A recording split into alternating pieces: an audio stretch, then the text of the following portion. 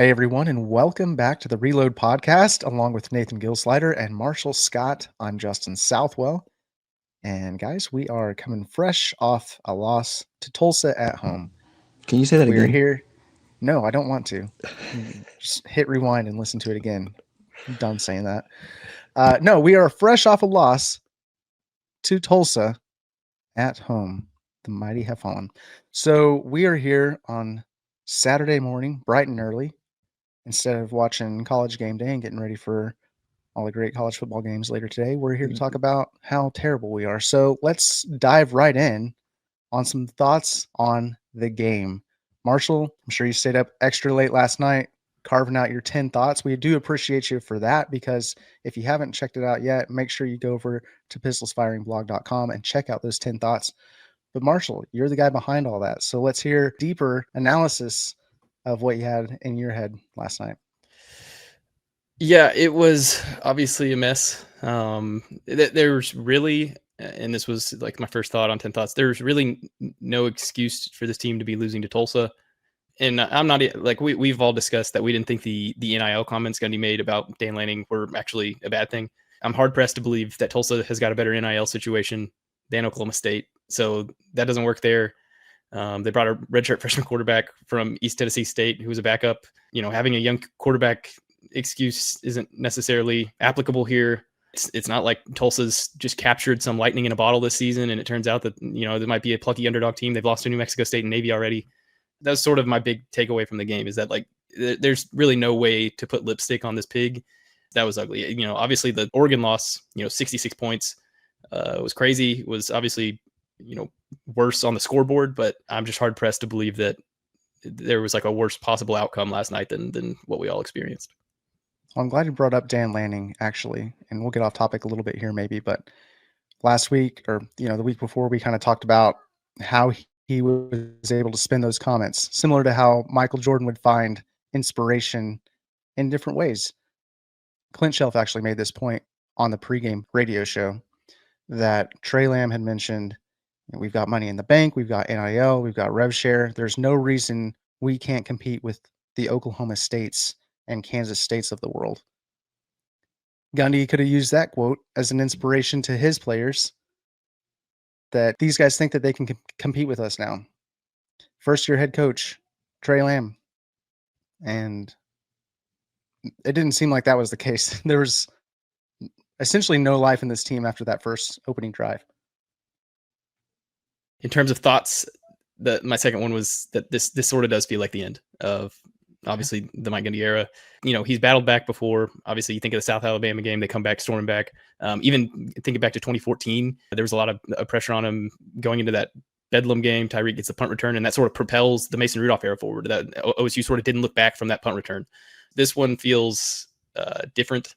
It's just, you're coming off 0-9. Then you go to Oregon, you get hammered. Then you come back home, you lose to Tulsa.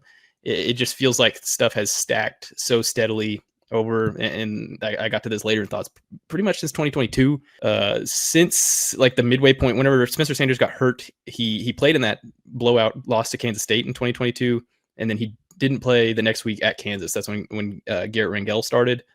Okay, so since that Kansas game, that was the first game that he didn't start, OSU has gone 14-19.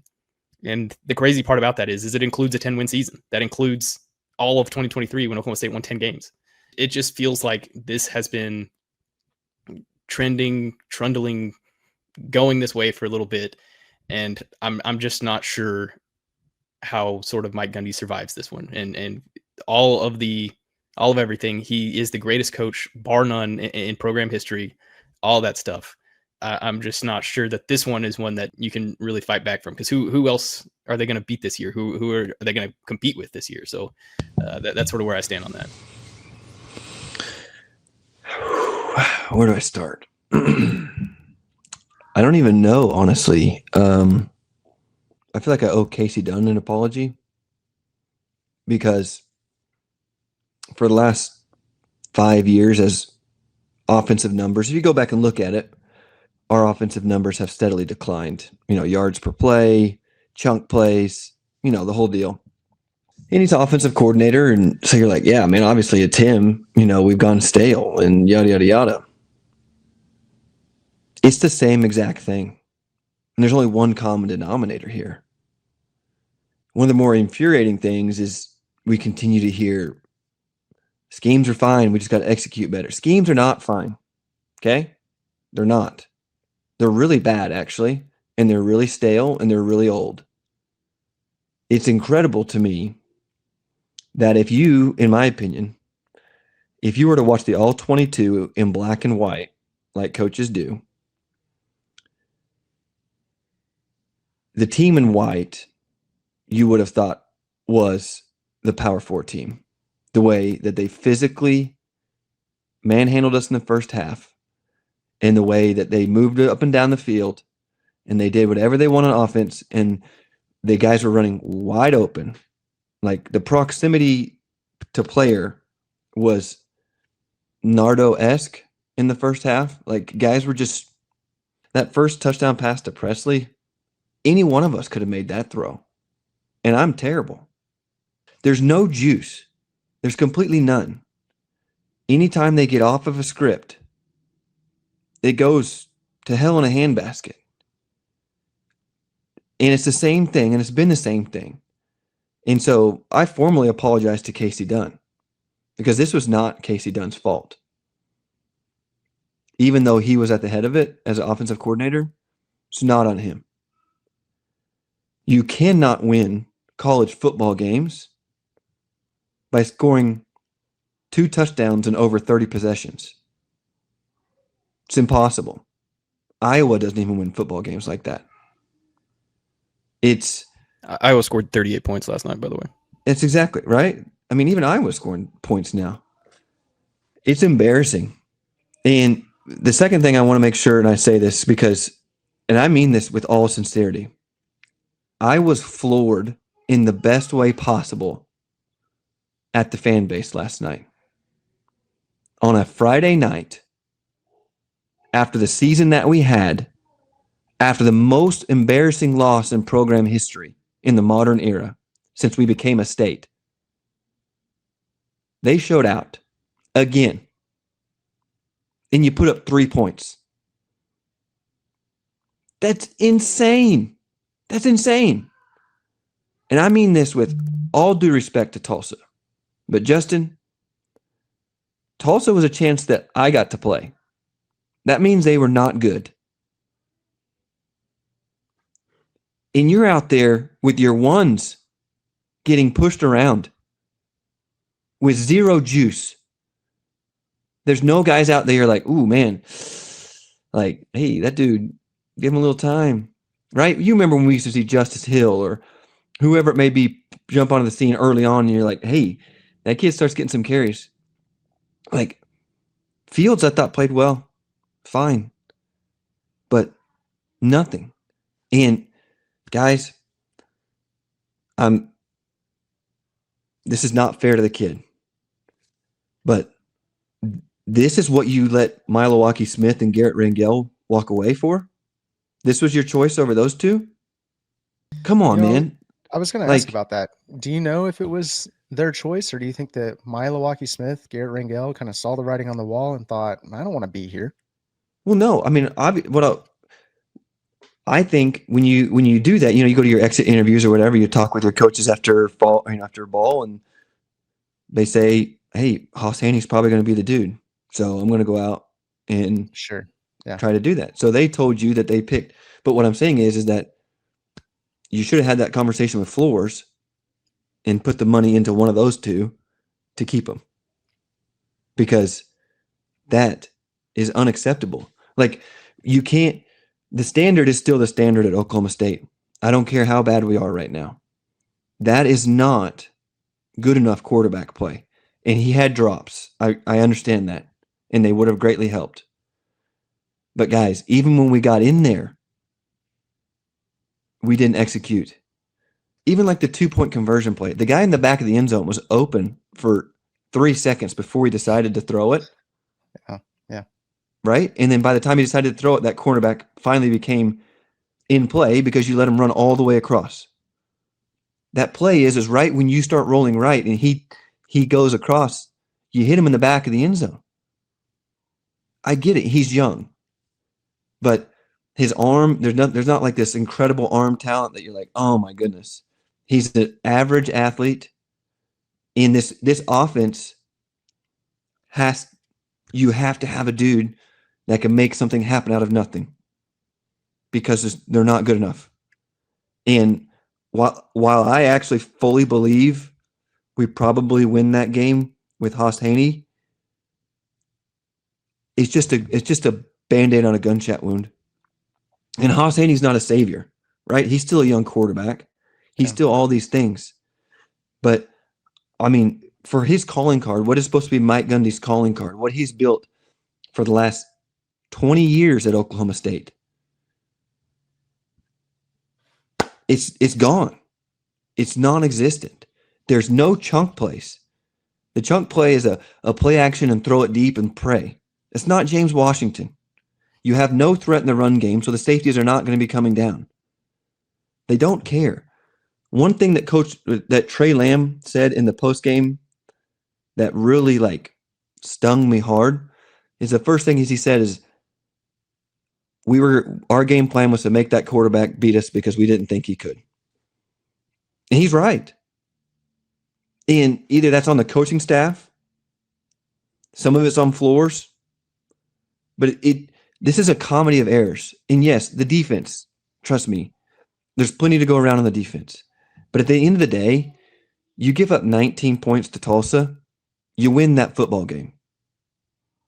Okay? They bent a lot, but guess what? The second half, they stood strong. They made the plays when they needed to. They gave up one run to Richardson. That was it in the second half. It's all field goals. You have to win that football game. And it's not even like we were physically dominant on the defensive end. Trust me, plenty of missed tackles. We started making him look like Marshawn Lynch in the first half. Terrible tackling.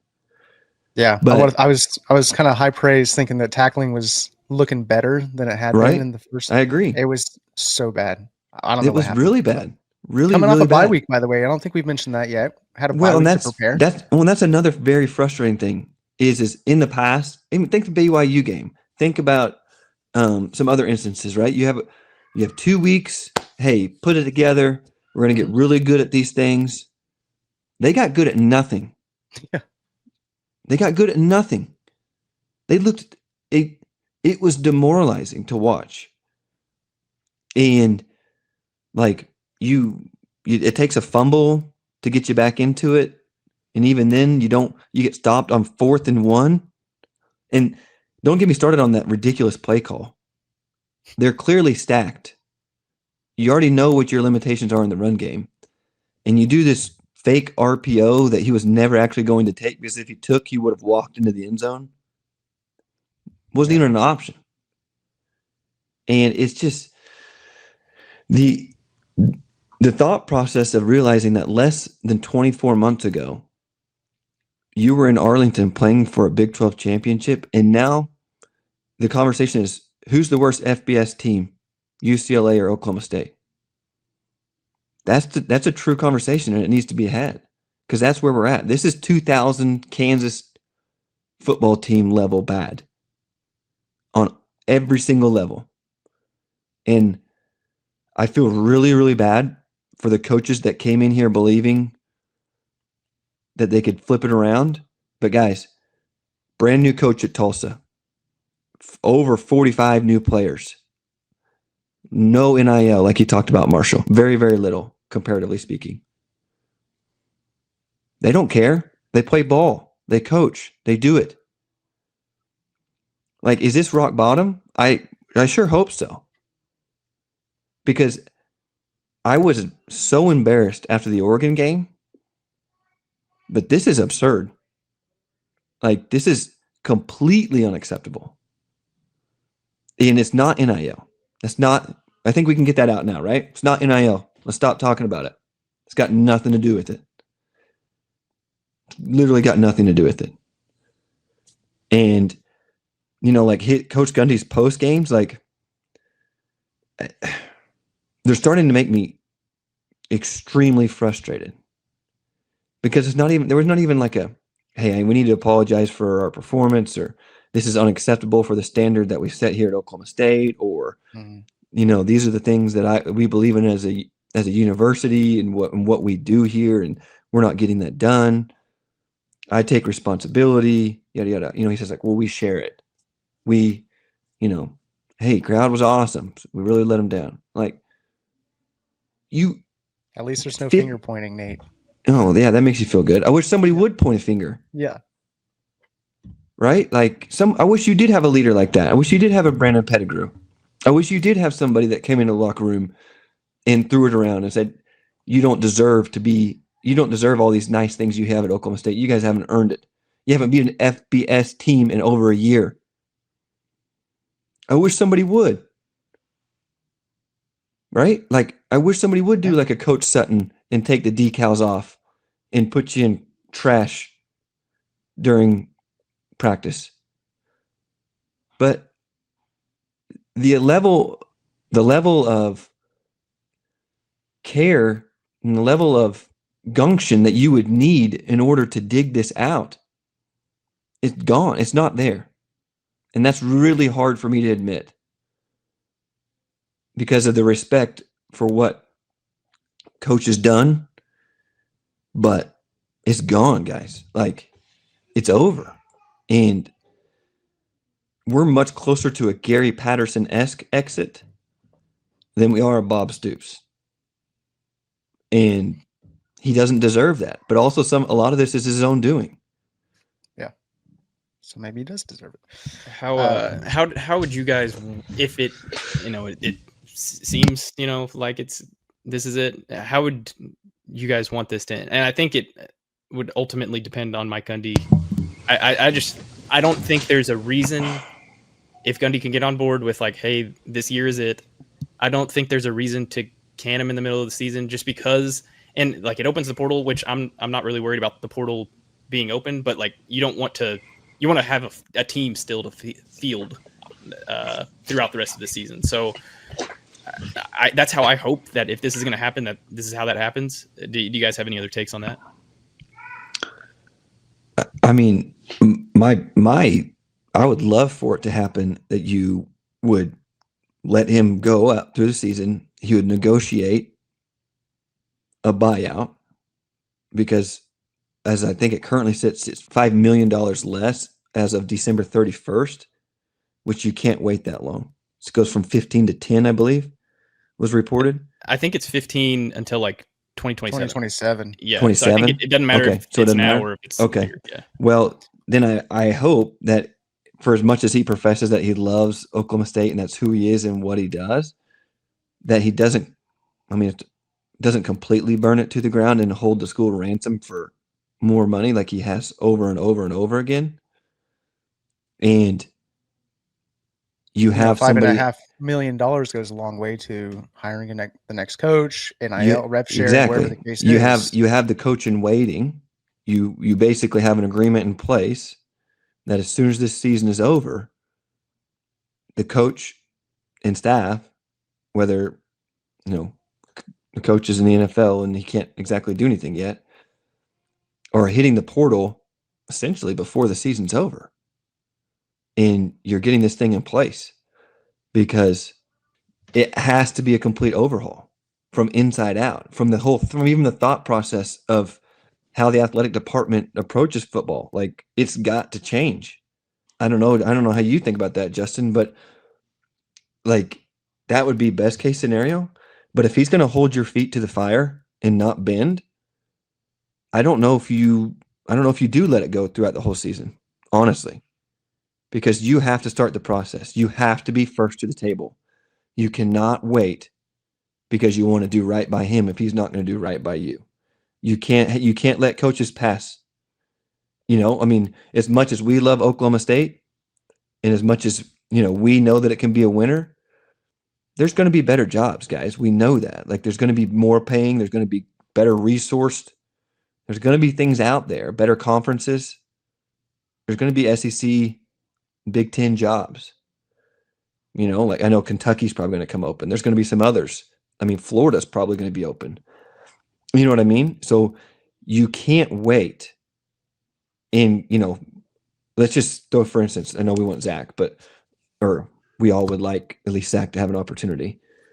Let the Oregon or offensive coordinator, or even Texas Tech's offensive coordinator, whoever, something like that. Trey Lamb, question mark? Well, right. I mean, yet to be seen. He did lose to Navy and New Mexico State. So let's not get ahead of ourselves. 500 coach. It I just concur. happens to be that he played the Right. worst Oklahoma State team ever. But my point being is, like, you need to be able to ask them first, get it done before Florida comes in and swoops, or before, you know what I'm saying? So that's my thought process on that.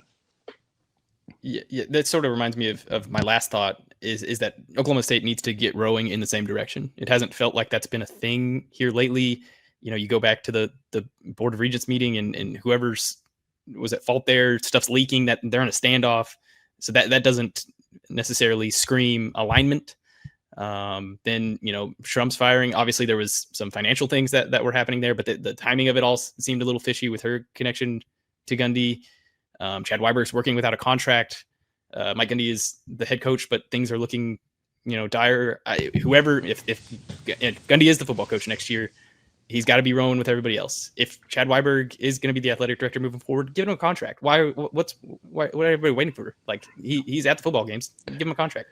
If that's what you guys want. So, like, well, I just think everybody needs to come together and move in one direction, because that's the only way that this works in this modern landscape. Absolutely, because it's so difficult, especially for a school like Oklahoma State with the limited resources we do have, trying to get to that 21 million threshold or whatever it may be to actually pay the players to get on level playing field, at least from that standpoint. My question, though, Marshall, is one thing we've heard a lot is, if not Chad, then who, right? And we name all these guys. It's like, I honestly, like, I want somebody like a business perspective, whether that's somebody from the SEC that's like an associate AD, or even if we want to think outside the box, like the Big 12 did whenever we got our commissioner. You get somebody in here that's like Rev model, thinking of how do I create value to allow this university and this team to start competing. Because as much as I love some of like Chad from a Oklahoma State standpoint, what his family means to Oklahoma State, like, this is a purely business now. It needs to be thought about that way. And I know it always has been, and fans kind of think about it a little bit differently, but like, the job that he signed up for completely changed right when he started the job. And he might not be the right person for that job. And that's not fair to him, but that's just the way that it goes. It's the way his opportunity unraveled. And, what I took for granted, the cohesiveness that we had with Burns Hargis and Coach Holder, right? That was just kind of a mainstay. You knew what was going to happen. They both supported each other.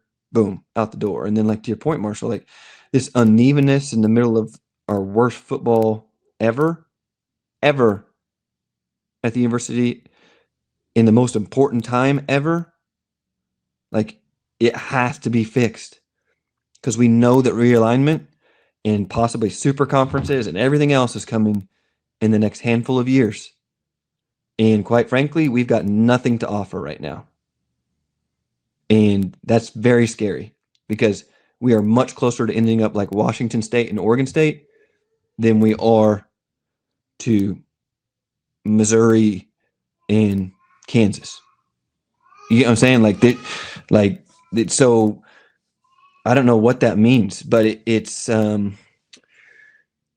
scary. It's honestly scary to think about, because of the realities. But everything that was reported about the meeting that you brought up with the regents and things like that, and if you guys listen to Carson and Colby, Carson has some really good sources there, and the conversations and things, like, it seems a whole lot different than kind of what we were given on the other side of things. But it's not good from any level.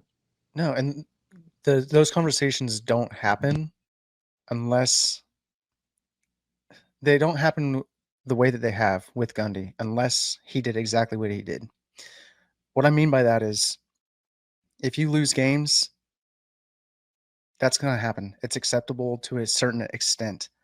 But whenever you refuse to adapt in the NIL era, recruiting goes even further down than it has been. You've got blowout losses, embarrassing to the university. And then you've got a head coach that essentially is making excuses, has arrogance whenever he talks about fans, and then isn't doing anything to change. That's why those conversations in the boardroom, like that's why they're happening the way that they are. It's not just about, hey, maybe we should look for another head coach because of this. It's like he is piling it on. He's bringing it on himself. And yeah, I would love to see him go out, like, for everything that he's done for the university. You'd love to see him go out the right way, but that opportunity is dwindling.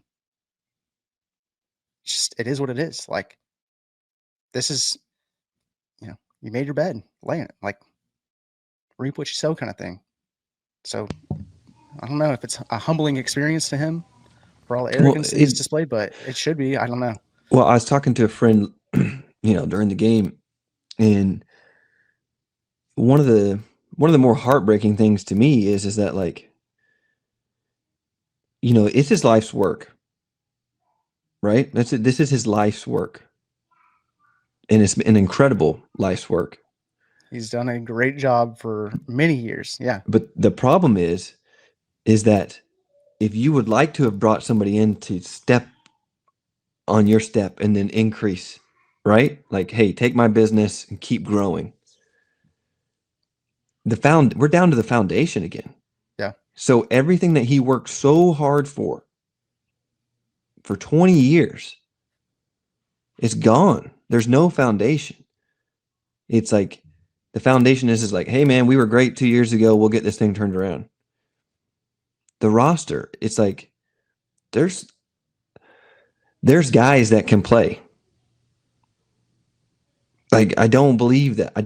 This is an inept roster. Like, is it full of NFL dudes? Is it anything like? No, it's obviously not. But this is not hey man, just bring somebody in here. We can step back. Like, this is a complete rebuild, and that's the disheartening thing, because it should have been a remodel, and now it's a rebuild. Now you got a house fire, and you got to take it down to the studs. It's not, let's put some new paint on this and, throw some flowers in the front. This is toast, boys. And that's really hard to admit. And it's like, Justin and I, when we were talking on our other pod last year, I think we both kind of came to the conclusion, like towards the end of the year, it's like, hey, this kind of had to happen for the program. You got to live through a bad year to redo some things, yada, yada, yada, yada. Give him another chance to build it back up. He's done it before. Honestly, earn the benefit of the doubt. Towards the end, right? Yeah, right. But towards the end of that game, I was kind of like, if we win this, how does this get spun?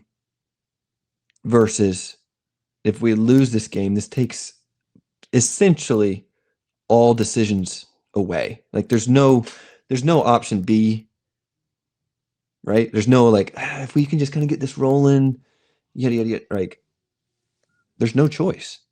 You really don't have one. Chad Weiberg has no choice. The fans, and we know that there's quite literally, and this is not an exaggeration, we know there's quite literally tens of millions of dollars in donations being held by donors.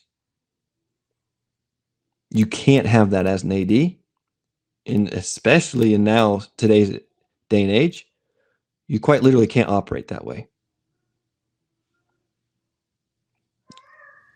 You mean just keep moving through thoughts here? Yeah. It happened on national TV, which is another. That's a fun day. Back to back, by the way. One other game on also, so it's not like if you wanted to watch college football last night, you probably turned your YouTube TV app on, and ESPN's probably the first one up there, and it's Oklahoma State losing to Tulsa at home, so that doesn't feel good at all. It's the first loss to Tulsa. We sort of got into this. The Tulsa beat Oklahoma State in Tulsa in 1998. The last time that OSU lost to Tulsa in Stillwater was 1951. It was Oklahoma A&M. So that's back-to-back games where you're talking like historical, 70 years in the making type stuff. So that doesn't feel very good. And then on top of all of that, the two guys that used to be on your roster last year, one catches a touchdown. So his first touchdown catch of his career. Braylon Presley scored a rushing touchdown, I believe, before this. And then Dominic Richardson goes for like 146. And I had heard, what Lamb said after the game that, they said he wasn't good enough to play here. I think it was more so like a Ollie exists here, which I mean, he went to Baylor. It wasn't like he got excommunicated. That's so silly. But to Justin's more point, of an Ollie thing than anything. Right. But even to Justin's point, that's Coach Lamb finding something. Like, Justin, you've been in locker rooms. He doesn't do that. It's the same thing every week, right? It Play is. For the guy next Play to for the you. guy next to you. Do your job. Execute. Yeah. You know what I'm saying? It's the same thing. Some of that's good. Sometimes when we were really good, but it doesn't really get you fired up or anything like that. No, but everything he's right. Is true. He's true. Well, I was gonna say. So I will say this. There's a fine line because you can't have a rah every single week. Like, absolutely, it's just impossible, and it gets old. But you can find motivations inside of every week, and whether that's in your team room, whether that's in your, in your offensive room, in your wide receiver room, or as an entire team, there's things to be said. And it was fairly easy to find them this week. Should have been, after what happened in Oregon, after the things that this coach has said. And I have no problem with what he said. He needs to say those things to get Tulsa going. But, I mean, my goodness, to come out that flat, you obviously didn't use any of it. My next thought, does OSU win again this season? How can you say yes? Yeah, I don't know. There's nothing until to suggest we would. Yeah, until they win a game, they're not going to be favored in anything. Like, if they win a couple, then maybe they'll be favored. Like, if they won a couple leading into Kansas State, they might be favored in that game. But they're not going to be favored in anything. I have been profusely praising Haas Haney because of his 2 possessions. But, I mean, he's not saving this team. He'll make some off-schedule plays, right? Those zone reads, like, he has a chance to house one or take it for 30 instead of 5. Like, I think it was a 4th down play that Zane ended up rolling out to his left and then tried to run for it. And, like, Haas gets a first down there. I think if we're being fair, right? I mean, I think that's fair. But, I mean, that's about it. It's not like he's not, you know what I mean? It's not like you're waiting on your Heisman Trophy winning quarterback to come back. I mean, the kid's still got limitations. He hasn't played. So, I mean, even when Haas comes back, the line's not going to change. But you guys watch what Vegas is going to tell us. Vegas is going to tell us this is Kansas level bad because we're probably going to be a 24-point underdog to Baylor. Something like that. You know what I mean? Like, these are about to be at home. Yeah, that's great. Conference 20-point, and they're right. They're right. I mean, the game was 13.5 against Tulsa, and it dropped, I think, all the way down to 9 before. You know how hard it is to move at 4.5 points? Like, that's crazy. It was also crazy because whenever the Oregon line came out and it was like 28.5 or whatever, everybody's like, whoa, that's a crazy line. And they won by 66. So, yeah, that's just even a couple of weeks ago, they had the ESPN matchup predictor odds for Oklahoma State the rest of the way after that Oregon loss. And other than Tulsa, nothing was above 28%. All those numbers are going down even more now, I'm sure. But Tulsa was your one chance to get a win before you get into conference play and get some momentum going. Well, and it's just it squandered that opportunity. You know, there were several key drops throughout the game that didn't help Flores, right? I think Fitzpatrick had 2. Yeah, it's a rough day for Fitzpatrick, right? And I think Josh Ford would like to think he could have made that catch over the middle there, going. That was pretty key. There's a couple others. Like, effort is contagious, energy is contagious. Like, you've got a guy that's getting after it or doing whatever. So it's like there's none of that. Like, even after like a great run by Field, he does his little, which I love, but that's it. Like, then it's over with. Like, everyone just kind of lines up, does their thing. Yeah. You know what I mean? Like, there's just, I don't know. And I mean, no disrespect to Flores, but like, he's just not he's not elevating that level from his team, and maybe that's not who he is. Maybe, I've heard him talk and things like that. Like, he's pretty level, he's pretty low energy, he's pretty calm, and I guess like that works in some instances. But this team needs a spark plug. Like, this team needs an arrogant quarterback that's going to bring people with him. Like, I don't know. One of my favorite sayings in football is like, and it goes with quarterbacks, is like, there's tractors and there's trailers, right? Tractors, you pull everybody with you, and trailers, you hook on and you go together. This team needs a tractor in the worst way, and we don't have one right now. And we haven't for quite a while, honestly. There was a spark of that with Haas Haney in that first game, but we'll never know, I guess. Yeah. And does this change Haas Haney's timeline? Yeah, if I'm Haas, and you wonder a little bit, they bring in Noah Walters, I believe is his name, a guy who played at North Alabama a couple seasons, was a student at UCF last year. So you kind of wonder if that was a sign, hey, is Haas coming back? Or did they just say, hey, we need another body in here? I think that's just a practice body, personally. Okay. Go ahead. I was just going to say, because you need the two to run ones and twos on your offense for offense, but then you have to have one or two more to go down there and run cards. Run scout. Yeah. So, like, I don't read anything into that, because quite literally you have two scholarship quarterbacks on the roster. Like, you couldn't even run scout properly. So that was my takeaway, but I could be wrong. Yeah. So I wonder what happens there with Haas, though, because like, is he gonna, if OSU is 1-6 by the time that he's able to return, are you running into that, or are you saying I might take a medical here and try and get my year back? I don't know. Well, I don't disagree, but times have changed. How much money is he getting paid? Are you going to not pay him? Like, hey, you're just going to sit out? Like, that's not part of this deal. And B, like, even if he does want to leave, which, I hope he doesn't. Sure. You got to put something on You've got to put something on tape to get your value up if you do want to leave. So I personally, if he might want to wait like a game or two longer, right? Like, until he's 100%, I wouldn't blame him there.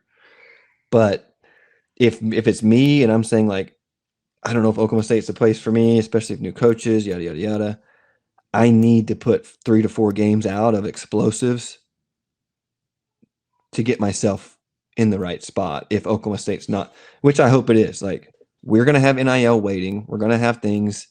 If you're trying to build a team, you get, let's just say, throw it out there. Let's just say Zach Robinson comes, and Zach comes in there and says, hey, man, I can build with you. We're going to make you our guy, yada, yada, yada, yada, yada. That's okay too. You know what I mean? Like, I get that thought process, but I just think there's so many things changed now that it wouldn't behoove him to do that. My next thought was offensive identity. I still, 3 games in, I've got no clue what Oklahoma State is trying to do offensively. The first drive, as we sort of, I don't know if we discussed this before the pod, whenever we were just grumbling at each other, or if we discussed it in the pod. The script was great. Tempo, guys were moving quick. They were getting up to the ball. Tulsa wasn't set. There was a couple times the defensive linemen were like on their way into their 3-point stance when the ball got snapped. So I was like, oh, this is what they're trying to do. And then that pretty much didn't happen again the rest of the night. So through 3 games, I'm not exactly sure what OSU is trying to do offensively. And but they ran for 5.6 yards a carry and lost to Tulsa at home and scored 12 points. It's nothing makes sense. Nothing makes sense. It doesn't, right? What do we say, Justin? 4.5 yards. I think it was kind of like, if we can run for 4.5, I'd consider that a pretty good day, considering how we had run. But I was also talking about, you can't let Tulsa extend drives. You can't let them get into position to convert 4th downs. They're going to eat up the clock. Time of possession is going to be on their side. That's how you win on the road. That's exactly what happened. Right. I think we were 5 for 19 on 3rd and 4th down. I think Coach Gundy said after the game. Like, that's insane. But to your point, Marshall, this is a pattern also for several years, right? Hey, well, Casey Dunn is great at scripts, but once that changes, right? First 2 series, or, why do we go tempo to begin the game, and then you don't find it again until the 4th quarter when you're down and you have to use it? Like, what I don't understand, and we did a little bit of motion, so forth and so on, but that motion wasn't really threatening. I think we did like 1 jet sweep with Sam Jackson, I think that was pretty good. But then that was it. That counter toss that Tulsa did was beautiful. Yes, I think it it was on a 4th down too. Yeah, golly. absolutely, it was. We had one, I think, that was maybe on that scoring play that Zane Flores ran it into the end zone, where they had the guy in motion, and it looked like Yeah. he might hand it off in a jet sweep, but he took it himself. Yes. Yeah. I mean, But I guess my point is that if I've got a struggling offense, and the coaches know this, so this is what boggles my mind. Like, if I know this, the coaches know this because that's where I learned it. But if you've got a struggling offense and you're going tempo, that helps because, again, defenses can't disguise because they don't have time. To your point, Justin, defensive linemen aren't always set. They're not sure which way they're shading or stuff like that. They're looking over to the side. There's all these little games that essentially helps the young quarterback and the offensive line know exactly who's coming, where I'm going, yada, yada, yada, yada. Why would you stop that when you need all the help you can get? You have to be able to read their mail. It has to happen because you don't have a quarterback back there that can sit back there and be like, yeah, okay, there's the mic. Here we go. I'm going to check here. I'm going to move here. They're clearly not letting him make checks. If they do, they're very limited, which I don't blame them for, by the way. But I'm just saying, like, it's pretty clear because they're still looking to the side. They're still doing all these things. Why wouldn't you just do like I don't know. I can't remember what we used to call it, Justin, but why would you not like sprint to the line, give them up, and then look over and then do it real quick? Like, you're waiting to do that. Like, we were down 2 possessions in the third quarter and like, we just go ahead and let it run out.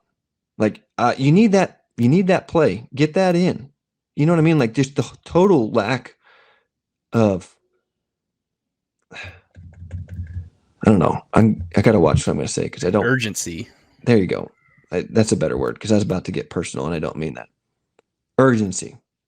The total lack of urgency from top to bottom is not good in any way.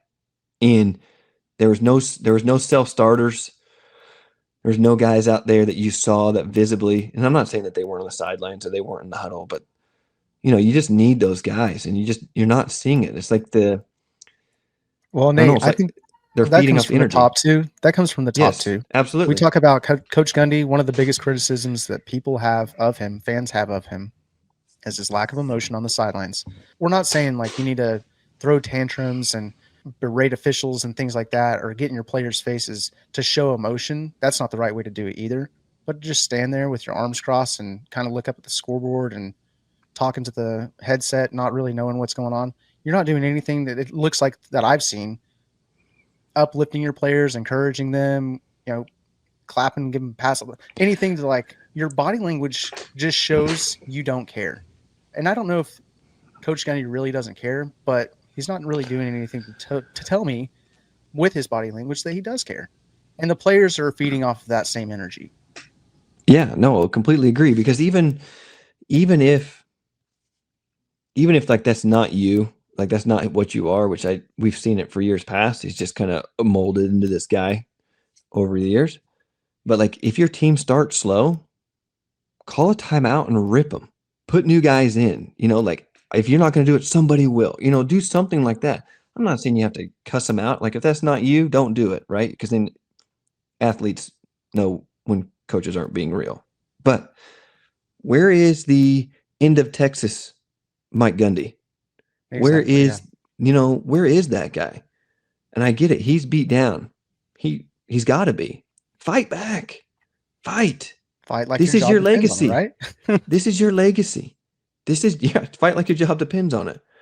And I know some of it is, like you said, Justin, like body language and what we see. And, I'm sure he's grinding. I'm sure he's in there. He's watching. He's doing everything he knows how to do. But sure. Who isn't, though, right? Right, exactly. But I'm just saying, like, the difference in optics from taking pictures before the Oregon game with fans to losing to Tulsa with your arms crossed, sitting there just getting demolished. Like, these are just terrible looks for a program that needs somebody to invigorate them. It's just bad optics. It's really bad. And he knows that better than anybody. I did shout out 2 players in thoughts. Rodney Fields had his first 100-yard game, 17 carries, 117. What did he have? 17 carries for 113 yards. Yeah. And then Parker Robertson had 15 tackles. If there was a guy that was flying around giving it his all, which again, he's not as athletically gifted as other guys on the field, but for a safety to have 15 tackles, he had a tackle and a half for loss, 2 pass breakups, and that big fumble, forced fumble. He's the guy that caused that. So I think Parker Robertson's a guy that continues to fight, and does continue to do that. I wonder, how he can, grab these guys and bring them with him. But I thought Parker Robertson, he wasn't always making the right play. There was some goofs on his part. I think that first big wheel route to the tight end was on him, but he just kept fighting, which is sort of like we talked about, all you can really ask for at this point. Really struggled with wheel routes last night.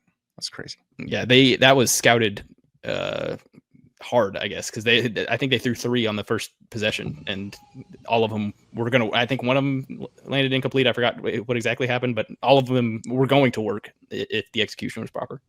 That's right.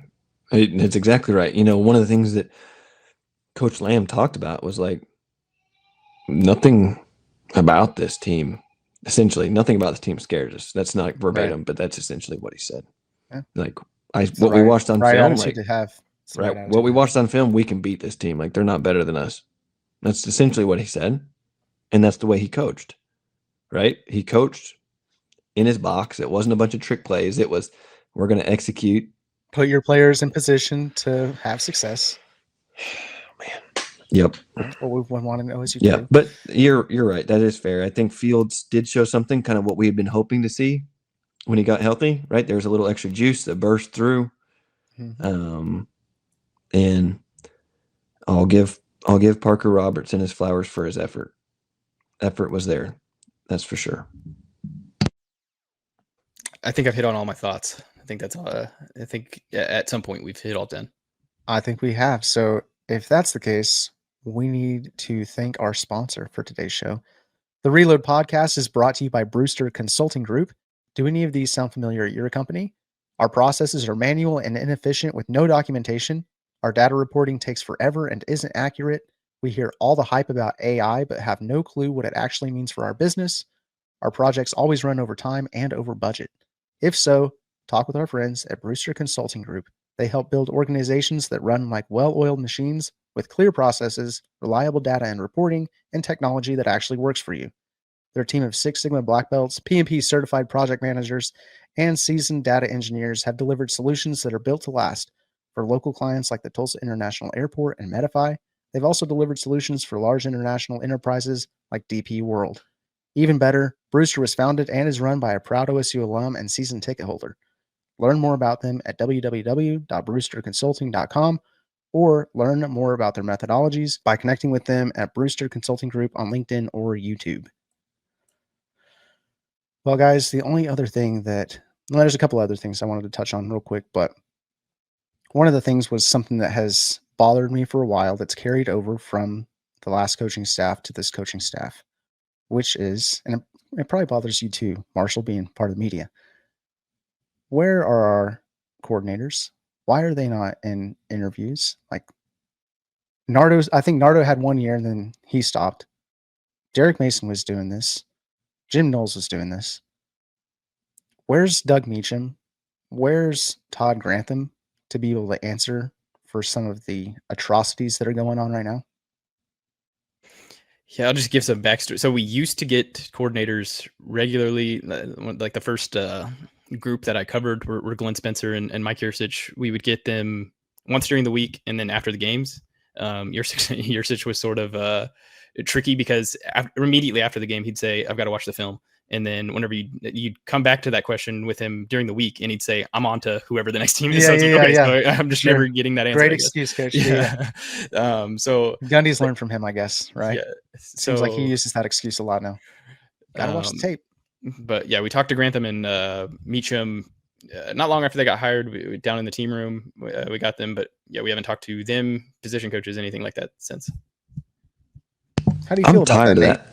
I'm tired of that. I am extremely tired of it. It's so JV. Like, you're not protecting anybody. This is And what they signed up for. They sign up for it, they get paid for it. This is what they do. Like, I don't know. Did Todd Grantham, if somebody from the New Orleans Saints said, you need to go, you got somebody asking for you, do you think they said, no, we don't let our coordinators? No. This is so JV. It's the same thing with like having I absolutely despise talking about them on our podcast, but I don't know if anybody else has noticed, but since OU hired Nagy as their manager, as their team, GM, people are allowed at practice. They are allowed access. They are given all these things because that's what professional organizations do. You let people stand on it. And Coach Gundy, he went from forever, no first year players, no this, that. Okay, well, I guess transfers, yada, yada. If they want to be talked to, they need to be allowed. They're getting paid. They're no longer amateur athletes. Miss me with that. They can step up and answer for themselves. They say enough on Twitter. They are able to do everything else through social media. You're not hiding anything. They need to grow up and do this. And these coaches need to be able, listen, if I'm Coach Meacham, I want to get the word out that this isn't me. Because this is his last shot at offensive coordinator in his career. And it's going miserably. So, like, we need to do away with this. I'm tired of it. And it's such a bad look for the university. And Coach Gundy, a lot of these things that are low level in the way that he treats people and the way that he won't give credentials to certain organizations, PFF, people can't come in and do things, Pistols Firing Blog. Like, there's all these people because they're not these certain entities, they're not the Tulsa World, or they're not this or that don't have certain credentials. The world's changed. People don't consume their news the same way. So it's unfair, it's childish, and it's got to stop. Slow to adapt. All right. What else is new? All right. You know what else I'm tired of? Waiting until 90 minutes before kickoff to find out what uniforms we're wearing. Talk about JV. Literally every other university will put it out 2 days in advance. If not, some of these NFL teams, they'll show you the entire year of what they're going to wear. We know it was going to be a blackout, right? Let's wear black uniforms. But let's wait until 90 minutes before because this is the way we've always done it. And no, times have changed now. There's no hype to these uniforms anymore. There's nothing special about them. It's just a different color helmet, different color jersey, different color pants. It's the same uniform all the time. So stop treating it like it's this big reveal, a big deal. Give me the stuff ahead of time. I'm tired of waiting. But I digress. Let's talk about the uniforms. Uniform review. All black, new helmet with a medium-sized Pete, I guess is what we could call it, because it's not the tiny Pete and it's not the giant Pete. What did you guys think of the uniforms last night? Who cares, really? But what did you guys think? I didn't hate it. It was definitely unique. I'm more of a stripe guy on a helmet, but I think that particular helmet probably looked better no stripe. But it was fine. I'm surprised they haven't used cursive yet because they've been like hammering cursive the last 2 or 3 years. And the fact that we've gone 3 games and haven't seen it yet, I think that was surprising. I'm not mad at it. We'll probably get tired of it seeing it all through conference play, though. So be careful what you wish for. Next 9 games, cursive. I actually liked the helmet. Like, I don't mind the all black, like that flat black kind of like mean look with just the logo, right? Like, I do like stripes. But the problem is that when you do that, we don't have alt uniforms without the stripes. So you throw the stripes on the shoulder pads and you do these other stripes on the pants, and then there's no stripe on the helmet. And so it didn't look extremely cohesive to me, even though I liked the helmet. It's not my favorite look. I do like all black. Like, I think that's pretty mean. But there's just something about it that seemed a little off to me about the cohesiveness of the whole thing. So, also, you lost. So that ruins just about every combination when you get with these terrible losses like this. Like, it just does. Luckily, still we have a winning record overall in all black uniforms dating back to 2011. So I'll hang on to that. let's jump over to some questions in the chamber. Sherlock back at it again. Marshall, I think that you posted the chamber questions in the forum at about 3 a.m. So maybe not a lot of people were able to jump in on that, but Sherlock was quick to do it. So always appreciate you, Sherlock. I put the thread in 8 hours ago. It's 10:12 right now. So whatever 8 hours from that is whenever the thing got posted. And it was way too late. We weren't exactly sure if we were recording this morning or if we were going to record later. And this is all on me because I wanted to watch football all day. So sorry about that. It's a good format. I don't mind it. Sherlock asks, what the heck happened between the first drive of the game and the Dom Richardson fumble? We look completely lifeless for 2 hours real time. Then we recovered the fumble, and it felt like the whole team started playing sharper. Yeah, that's just called the script. And we've seen that over the years. First drive, second drive, looking really good. So typically what happens is you've got, 10 to 14 plays max that you're like, hey, we're running these in these orders because we feel very confident of what looks we're going to get, those type of things. And so when you've got that set in stone, coaches are pretty good. I mean, they know what they're doing, so they're going to set you up for success. You've worked on them, you've practiced them in succession because you know how you're and what you're trying to set up. So guys are really able to execute those at a high level, and when you get the look that you think you're going to get, it goes pretty well. What happens is they make adjustments, you fail to make adjustments, and you keep doing the same thing over and over against things that have changed, and that's what ends up happening. And it's unfortunately, again, I apologize, Casey Dunn, because this is the same thing that's happened for the last 4 or 5 years. And now it's happening again. And there's only one common denominator here. I got nothing more to add to that. Well said.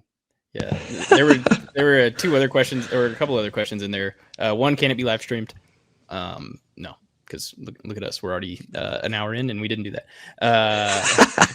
And then it was a bunch of is Gundy getting fired questions, which we sort of hit on at the top. So yeah, I guess my thing is here's 2 things I want to get ahead of on this. Number one, I don't think so. Like that would be against my expectation because that would require either. You don't think so right now? Right now, that would either require Coach Gundy to either say, I'm out, we need to start this process, or, or I'm not changing, or, have a big blow up. I don't know. I just don't really see that happening. And number 2, I want to get ahead of this mindset. And we talked about this a little bit after the Oregon game. I said I want to get us to the front of the table so that we can have a choice. Because let's be honest, guys, Oklahoma State paid Mike Gundy $7 million to coach football at one point in time. Like, this is no longer hey, do we have the money to hold on to somebody, stepping stone, whatever. Are we going to compete with Georgia, Ohio State, USC, Oklahoma, Texas, right? No, we never have. But let's compete with Tulsa. Well, thank you. But like the thought process of like, I don't know if we've got enough money to go get a good head coach. That's not Oklahoma State anymore. Like, so can we please stop this? And we also, in relation to that, we need to lose the mindset that we will not be successful without Mike Gundy. An Oklahoma State guy, or even just like an Oklahoma State guy, in my opinion. Sure. Like, You know what I'm saying? Like, I hate that mindset because, I mean, I don't know.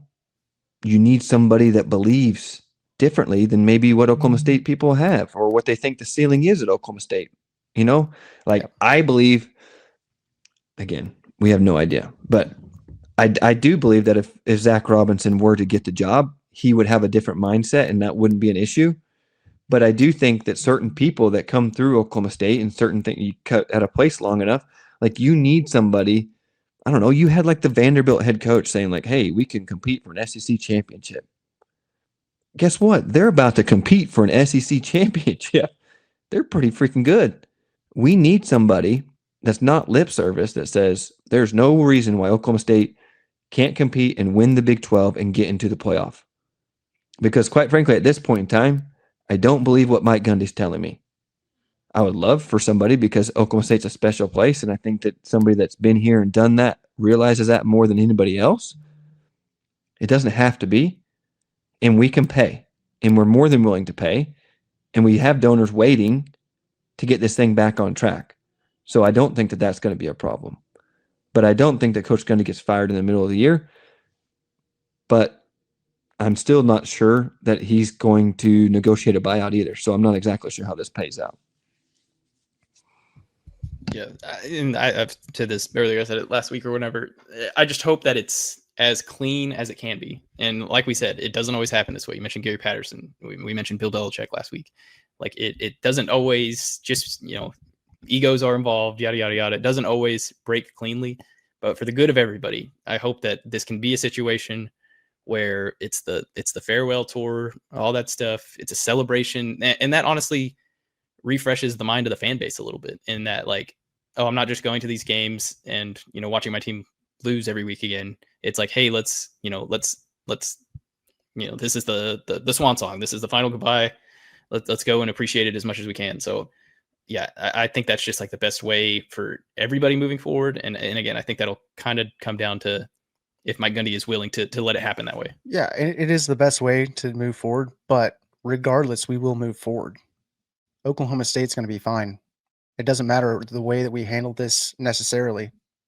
It's nice to do it that way, but you got to give us the option to do it that way, Coach Gundy. I completely agree, because he's leaving us no option, us being the university. What do you want us to do?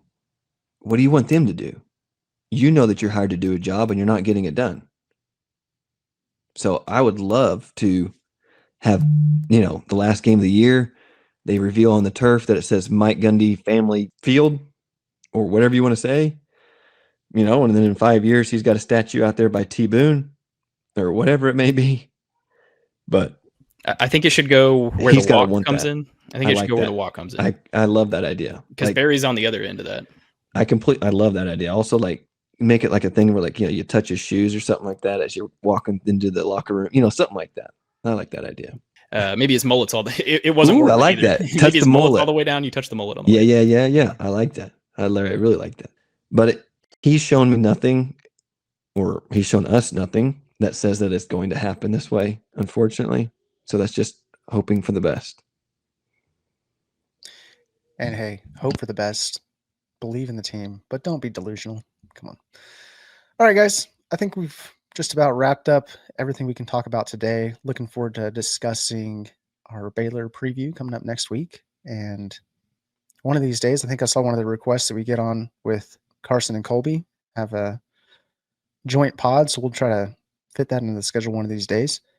Until then, keep those pistols firing and remember to reload.